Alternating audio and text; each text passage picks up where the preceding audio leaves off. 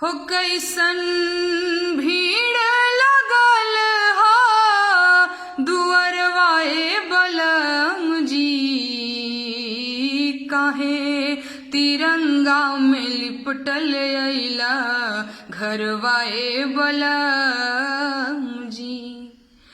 चूड़िया कंगनवा खन के गोरी रे कलाई में, मांगी के से नुरवा के बा चटकल ललाई रे।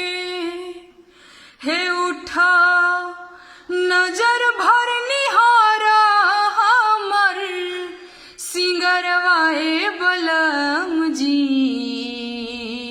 काहे तिरंगा में लिपटल अइला घरवाए बलम जी।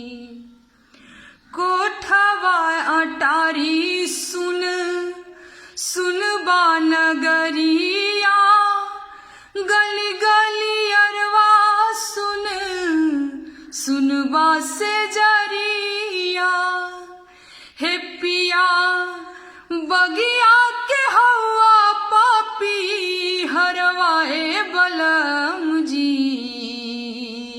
काहे तिरंगा में लिपटल अइला घरवाए बलम जी।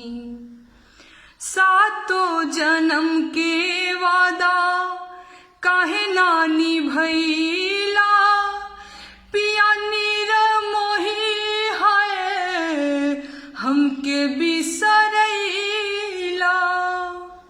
कि कैसे पार होई जिंदगी के भंवरवाए बलम जी, काहे तिरंगा में लिपटल अइला घरवाए बलम जी।